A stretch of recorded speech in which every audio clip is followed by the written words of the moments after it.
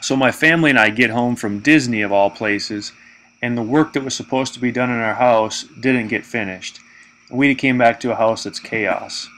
So I get to tackle the project, which includes probably my least favorite project on earth, which is to sand drywall. Well, I discovered how to make it fun. You can see me here wearing my dust mask. Every once in a while as I was sanding, I'd peek out a window, maybe have to go to the other end of the house to peek out the window to see if the squirrels were robbing the food from their hogs, and sure enough, they were. So I run out. You can see my FX Independence 25 cal there with all the dust on it. You can see that blue tape up on it. I use that to shadow the light. It makes for a better picture filming. It was a lot of fun. I can't wait to drywall sand again. So I decided that since I'm going to be stuck sanding drywall for several days, I'm going to take advantage and thin out some of the squirrels. You can see that one up above. There's actually two more in the area. You just can't see in the frame. Alright, now in slow-mo. Watch right there as that pellet falls down the left side of that pole. That's as much slow-mo as we can show you for now. You'll get the link for more later. Okay, so here's the setup. It's a FX 25 caliber Independence with a Sidewinder scope on it. This is a rough sketch of the reticle. When I adjusted the scope to the higher setting and zeroed it, I made this little diagram, took a picture with my iPhone, and had to refer to it several times throughout the day to remind myself which spots were where. You can see here, right at the bottom of the screen, I'm sorry it cut it off, but it's the very bottom crosshair. That's right on the money at 100 yards. 80 turned out to be the crosshair right below center. And as you can see, the arrow pointing to a space in between the vertical reticle and that topmost circle, well, you see the arrow pointing at 60. All shots at 60 and 80 were on the money and killed the squirrels instantly. The shots at 100 were really close to an exact hit. However, at that distance, just a small variation means a non-lethal shot. We were able to follow up on all these buggers on film that didn't die instantly.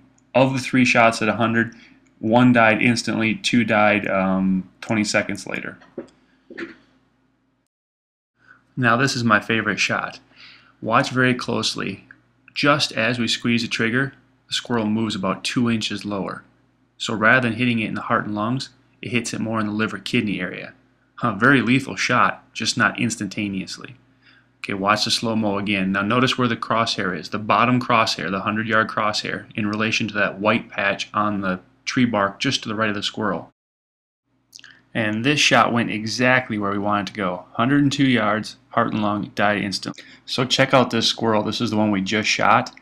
It has all this stuff on it. Missing skin, kind of scabs. Needless to say, I nor the pigs ate it. I figure it's good proof that sometimes these little buggers need thinning. Now here's the very next squirrel we shot. This was at 80 yards, instantly lethal. And it doesn't look so bad right now, but take a look at the underside of it. Here you can see this squirrel has the same thing the last one did. It's just at a younger stage. The scabs haven't started. Hopefully I thinned this out of their population. I haven't noticed any other squirrels that have had the condition. So let's take a look at that squirrel I just showed you and the 80-yard shot that killed it. Well, I referred back to the chart here. You can see it's the crosshair directly below center. Right in the center of it is 80 yards. Now let's go ahead and look at the shot. Okay, so here's the shot on that 80 yards.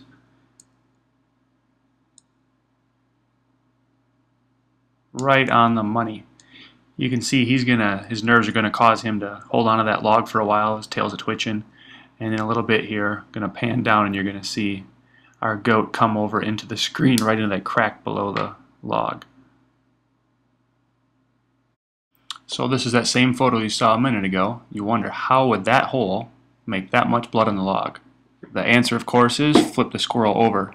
There you go, blood poured out with that heart shot. Okay, so what does this cottonmouth have to do with anything? Well, 2 things. 1, I thought he was really cool. 2, I needed to pause for a second while I explain what you're about to see in the next shot. So keep staring at this guy while I explain.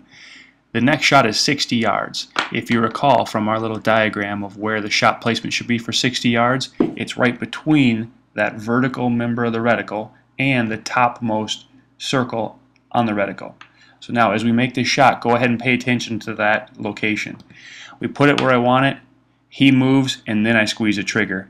Really, I shouldn't have taken the shot. It was pretty quick, but you'll see it turned out to be lethal anyway.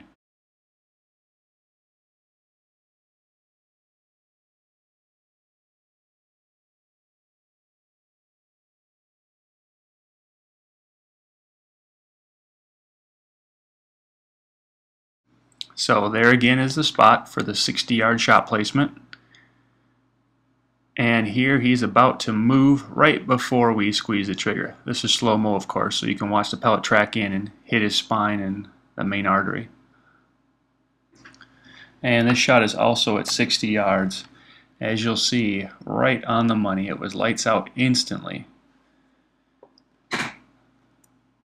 This was an awesome shot. The pellet hit right on the money, and it's a pretty cool slow motion too. I'll freeze the frame here in a second, right before impact.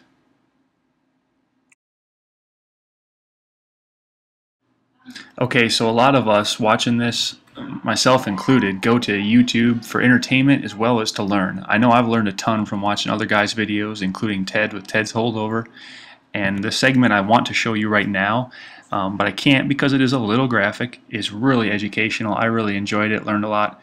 And if you'll go to our site, you'll get to see the full thing. Right now I'm just showing you a blurred out freeze frame and telling you that you got to check it out because it's another minute and a half or so of footage.